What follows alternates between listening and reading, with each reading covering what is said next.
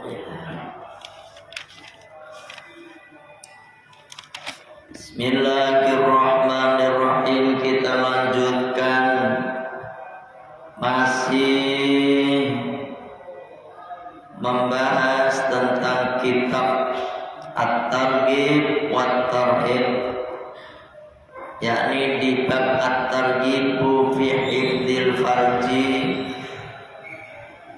yakni anjuran dalam menjaga kemaluan.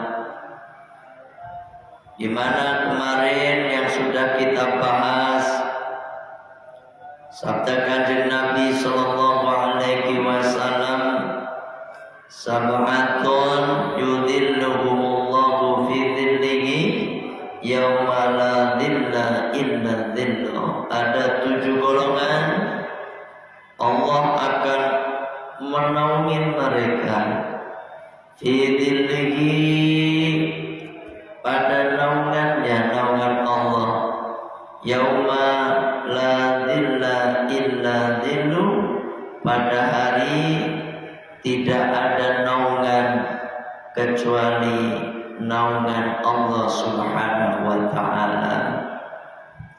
Yang pertama yang sudah kita bahas, Imamul Adil. Yang kedua, wasyabun nasyafi ibadatillahi azza wa jalla, yakni seorang pemuda yang tumbuh senantiasa beribadah kepada Allah Subhanahu wa ta'ala. Dan yang ketiga, warajulun qalbuhu mu'allakun bil masajid, yaitu seseorang yang hatinya senantiasa bergantung ke masjid. Dia begitu perhatian pada masjid, dia tidak pernah ketinggalan yang namanya sholat jamaah. Bahkan dia tukang adzannya sebelum banyak orang pada datang, maka dia satu-satunya orang yang datang duluan ke masjid. Senang sekali di dalam masjid ya. Yang keempat, warajulani tahabba fillah, yakni seseorang yang keduanya cinta karena Allah, ijtama alaihi wa tafarruqa alaihi, kumpul karena Allah, pisah juga karena Allah. Tuh ya, 1, 2, 3, 4. Yang kelima, warajulun ta'athu imra'atun dzatu mansibin wa jamalin, seorang laki-laki yang diajak oleh seorang perempuan. Perempuan ini gak sembarang perempuan, perempuan yang cantik, perempuan yang kaya, mengajak berzina, berbuat yang tidak diridhoi oleh Allah.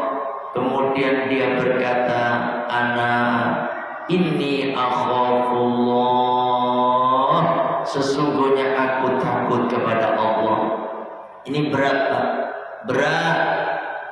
Kita ini belum tentu kuat loh ya. Coba kita bayangkan, kita posisi sendirian di rumah orang kaya. Orang kaya mana bodinya buhay, bodinya anuhai ya kan, cantik, kaya, manis, terus pokoknya serba wah lah gitu perempuan. Kemudian kita diajaknya berzina, naudzubillah ya kan. Wah, mungkin kalau kita ini juga berat itu mah, berat. Kecuali yang ngajak mah nenek-nenek. Oh nenek-nenek mah kalau kita biasa, nenek-nenek ya kan. Ini orang perempuan cantik. Kemudian kita mengatakan, mohon maaf Mbak, saya nggak mau, saya takut kepada Allah Mbak. Kita kabur. Ini mantap ini Mbak. Ini orang yang mendapatkan naungan di mana tidak ada naungan selain naungan Gusti Allah besok di hari kiamat. Selanjutnya yang ke berapa? Yang ke-6. Warajulun, seorang laki-laki, ini atau seseorang lah, ini mewakili perempuan juga. Tasaddaqa, yang bersedekah bisodakotin dengan satu sodakoh, fa'akhfaha, kemudian dia menyembunyikan sodakohnya, hatta la ta'lama, sehingga tidak mengetahui shimaluhu, tangan kirinya, ma tunfiku, apa yang diinfakkan yaminuhu oleh tangan kanannya, sehingga seolah-olah tangan kiri ini tidak tahu apa yang disedekahkan oleh tangan kanan. Nih, ini hanya Allah yang tahu, hanya Allah dan dirinya. Makanya memang sedekah itu baiknya disirkan, dirahasiakan kalau sedekah, ya, jangan ditampak-tampakkan kalau sedekah. Tapi kalau zakat, hendaknya kita nyatakan. Kalau zakat kita nyatakan, Pak. Kita zakat kambing, bawa itu kambing, mana mau zakat, gitu, Pak. Kalau kita pas lagi panen, ini kalau kita petani, panennya misalnya berapa? 100 ton.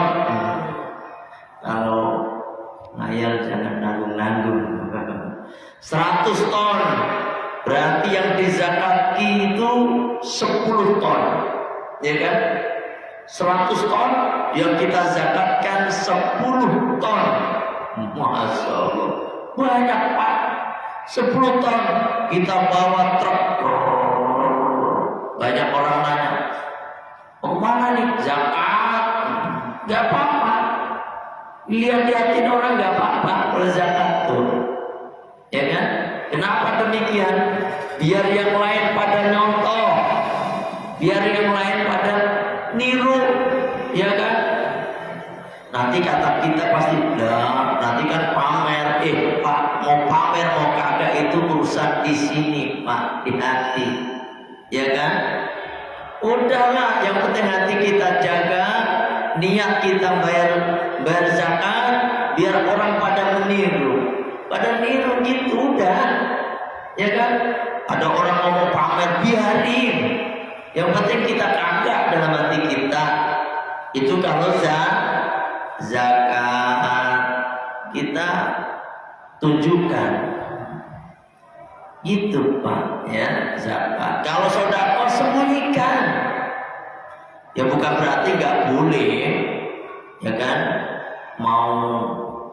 Tapi bagusnya begitu, ya. Kalau zakat dinyatakan, kalau sedekah disembunyikan, gitu. Seperti sholat Pak.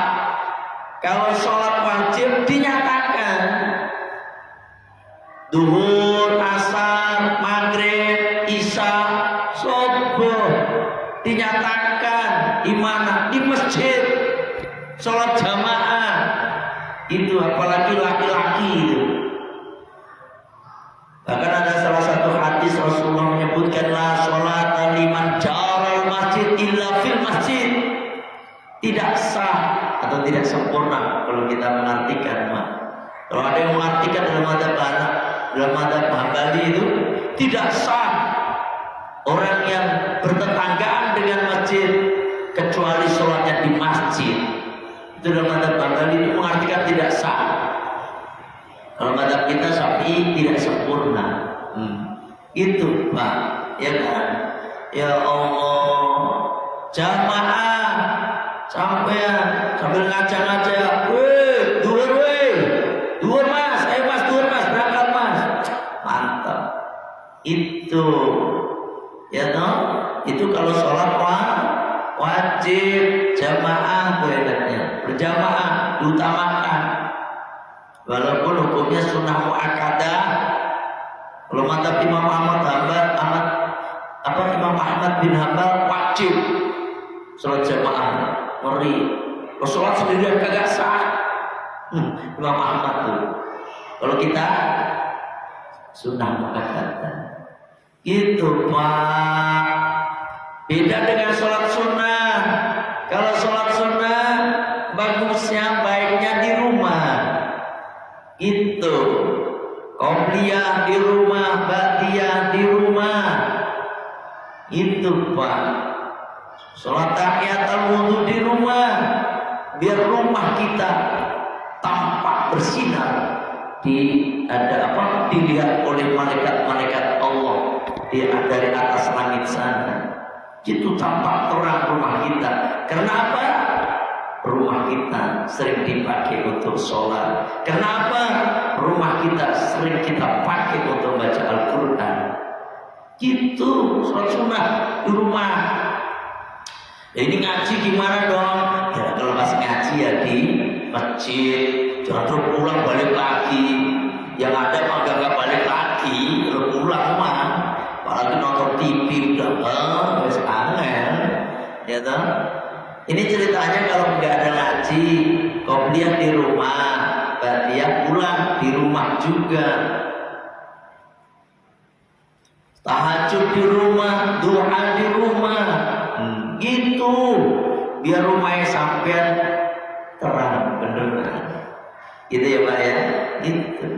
Kalau sholat wajib, sholat fardu di masjid, gitu, di masjid. Insyaallah. Ini harus sampai ketahui. Pokoknya segala sesuatu yang yang fardu, yang wajib itu dinyatakan. Biar ketularan orang lain, biar nular yang lain, itu, ya kan? Kalau yang sunnah-sunnah itu, sedekah kan sunnah, itu disembunyikan. Biarin orang agak orang melihat kita kagak pernah sedekah, biarin baik. Penilaian orang ini, ya toh. Biarin orang melihat kita kagak pernah sholat sunnah, biarin deh, ya kan? Hanya karena kita ingin mendapatkan penilaiannya Gusti Allah. Tapi yang wajib itu sholat jamaah di masjid. Jamaah tuh seolah-olah begitu Pak. Jadi seorang yang bersedekah, ya, bersedekah kemudian menyembunyikan sedekahnya, sehingga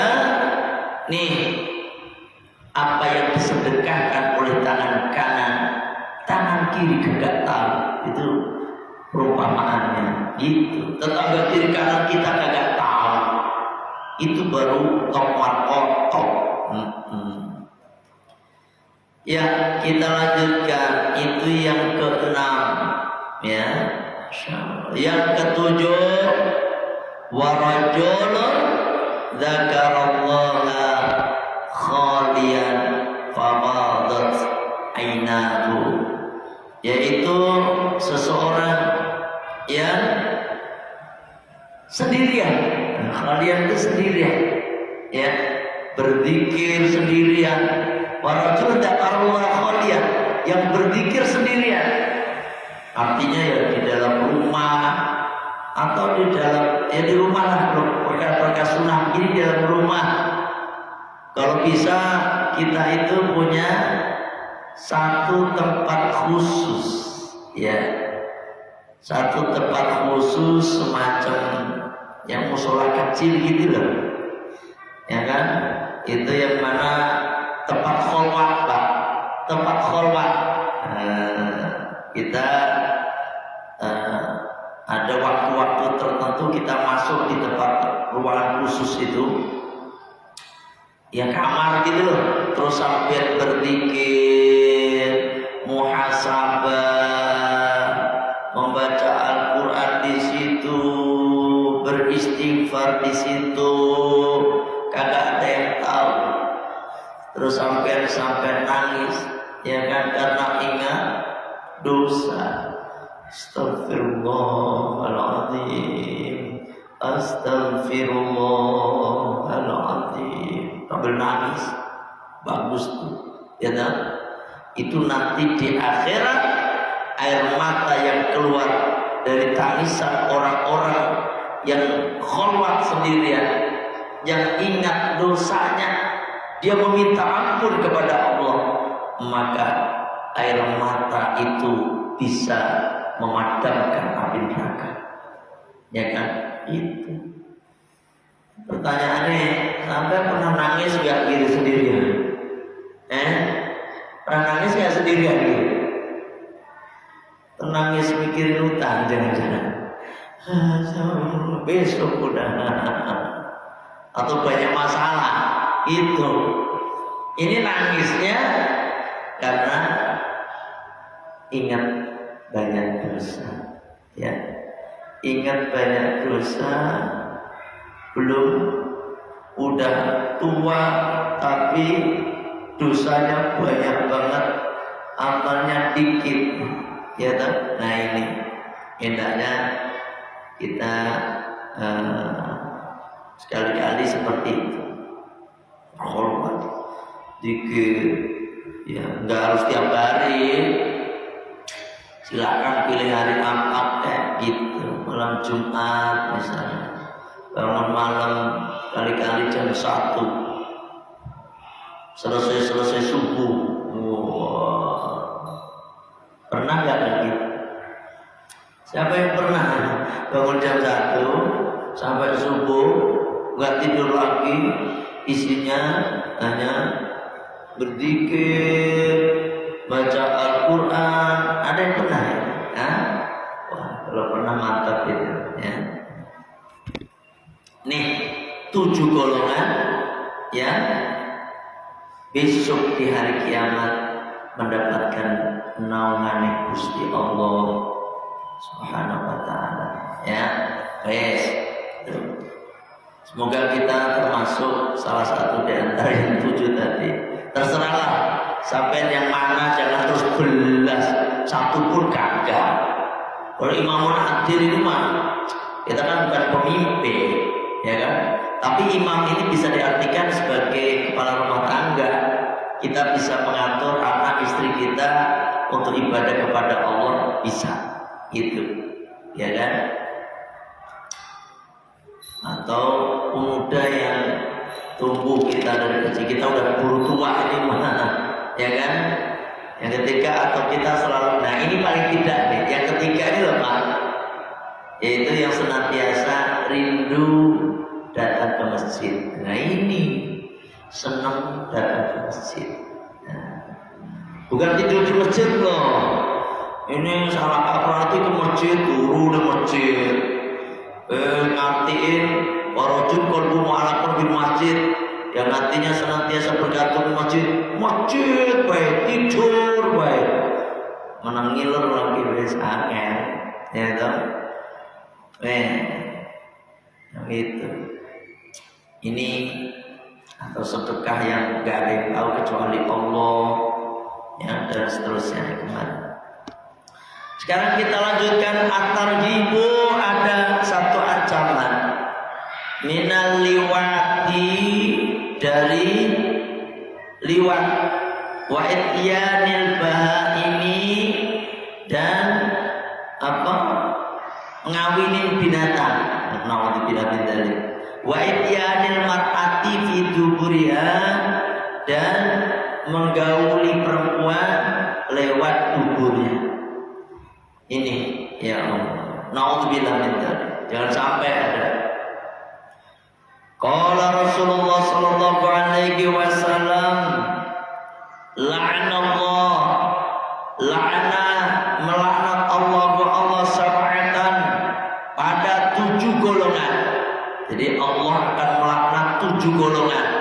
Tadi ada 7 golongan yang dinaungi oleh Allah, yang diamani oleh Allah, dikasih keamanan oleh Allah.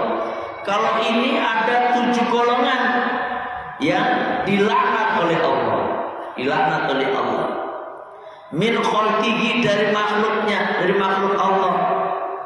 Min fawqi sab'i samawati dari atas 7 langitnya. Waraddata, dan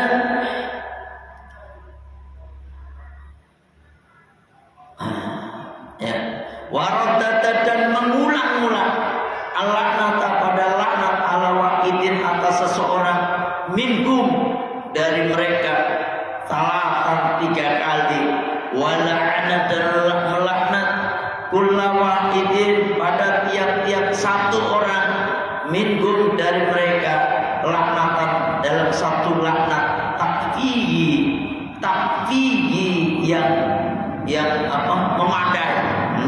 Qala, beliau berkata, Rasulullah itu mal'unun, dilaknat siapa? Man, orang amila, yang beramal amala qaumi Lutin, yakni yang melakukan perbuatan kaumnya Nabi Lut alaihi salam.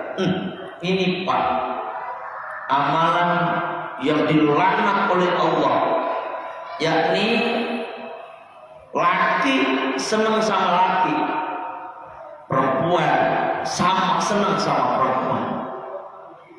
Dan pernah saya ceritakan kisahnya Nabi Lut.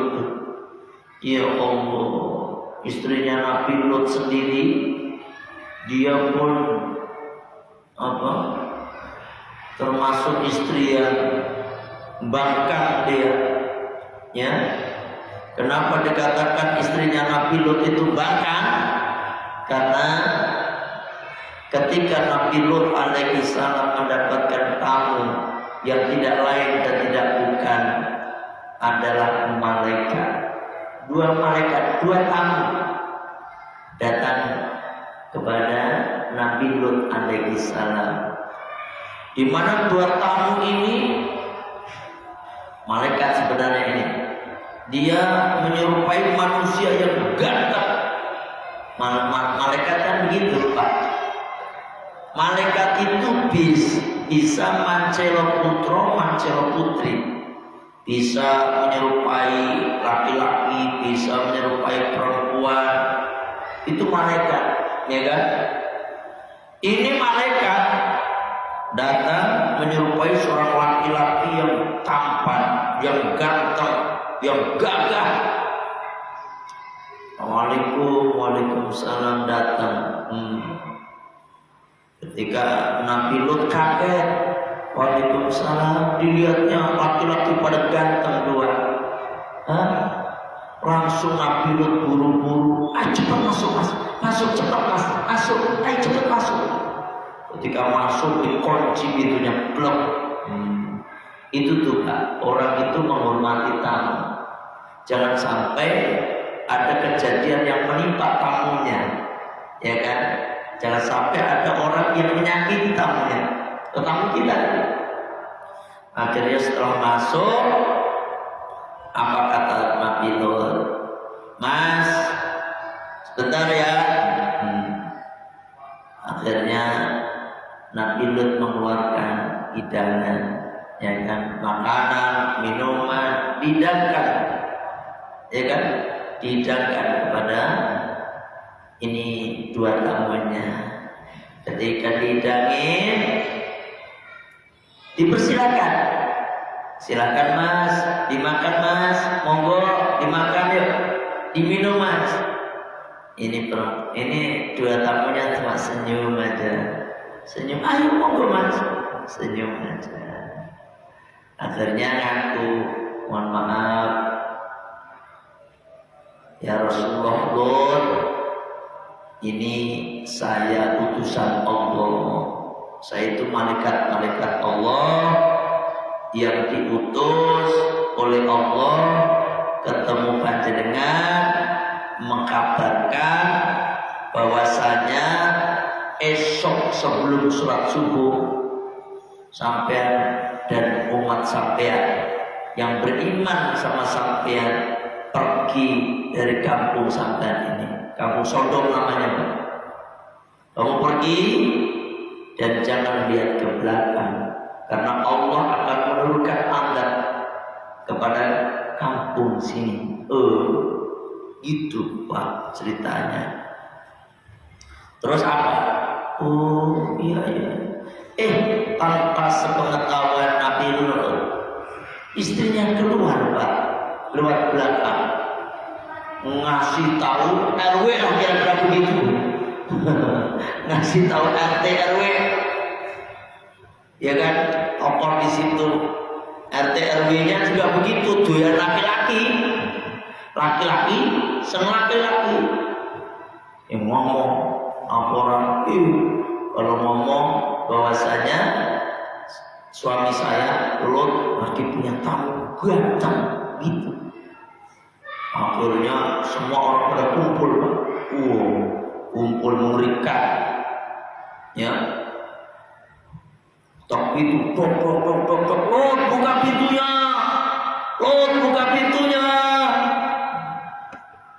Nabi Lut buka, hidup, brok, kasar. Orang di luar banyak pada teriak-teriak, Lut buka pintunya. Nabi Lut akhirnya ketakutan, ya kan? Ketakutan. Tenang, Lut, tenang. Nabi Rasulullah mereka nggak mungkin bisa menyakiti saya. Kan sampai tahu saya malaikat, gitu. Tapi sebelumnya itu panik Nabi Lut, panik Pak. Sebelum tahu itu malaikat, panik. Kenapa panik? Sampai ngomong begini, tolong Pak, tolong jangan sakiti tamu saya. Tolong jangan kau sakiti.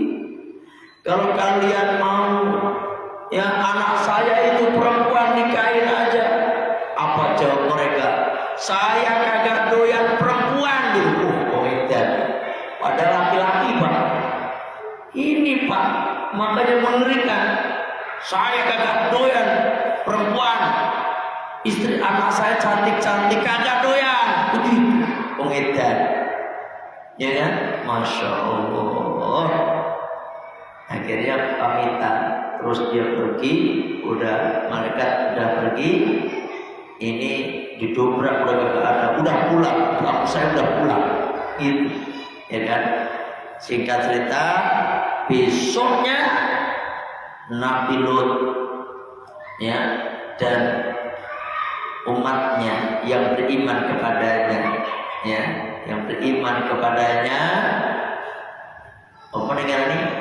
meninggalkan kampung itu hanya beberapa orang. Meninggalkan kampung itu diam-diam, dikasih tahu sama Lut, kita pergi, azab Allah akan turun dari kita. Sebelum subuh, Nabi Lut kan udah tahu yang beriman-iman, diajaknya, diajak. Udah isya belum ya? Jam berapa sih? 2 menit. Diajaknya, ayo, bro. Ya kan? Udah kan menjelang subuh Pak. Ketika orang udah pada berangkat kan dipesenin sama malaikat, Lut, nanti kamu jangan menengok ke belakang, ya kan? Terdengar gemuruh Pak. Kayak gitu kira-kira. Kayak tornado, ngerti? Sampai pernah lihat angin tornado? Nggak pernah, di sini jarang. Di sini kan nggak ada angin tornado. Yang ada di Amerika. Di Amerika nggak ada di Amerika itu angin tornado. Itu bisa bangunan hancur semua itu. Kayak ada suara gempa. Akhirnya orang pada cerita di belakang. Nabi Lut menengok ke belakang karena namanya orang penasaran kan. Itu bumi kayak bumi khusus kampung Sodom itu kayak diangkat, wakaf dibalik Pak, belek orangnya, orangnya, bangunannya harus dibalik tumplek, dilempari batu, brok sampai sekarang. Jadi kayak lautan mati gitu, kampung mati, mengerikan, ya kan? Itu ceritanya. Makanya jangan melakukan satu amalan sebagaimana perbuatannya kaum Lut, yakni laki seneng laki. Ye karena zaman sekarang kan masih kayak Anda itu di TV-TV ngasih contoh begitu jelas. Sampai kalau ada laki sama laki nih, RT sama RW nih, triti. Kalau ada kontrak laki sama laki berduaan, bukan kontrak karyawan, bukan ini. Tapi kalau kelihatannya mesra-mesraan, sampai harus hati-hati. Jangan-jangan ini kaumnya Nabi Lut ini bikin kita disiksa aja sama Allah. Usir aja usir, ya kan? Oleh sama yang punya kontrakan, udah agak dilanjutin kontrakannya, kan gitu. RT RW dikompakin karena apa? Kalau sudah Allah murka, dikhawatirkan kita juga kena imbasnya, gitu. Hati-hati, ya. Saya kira sampai di sini ngajinya. Kita tutup.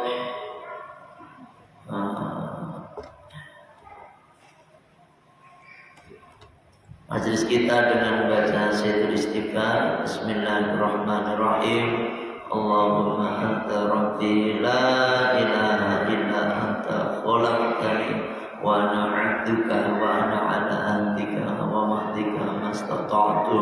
A'udzu bika min syarri ma sana'tu. Abu'u laka bi ni'matika 'alayya wa abu'u bi dhanbi faghfirli fa innahu la yaghfiru dzunuba illa anta.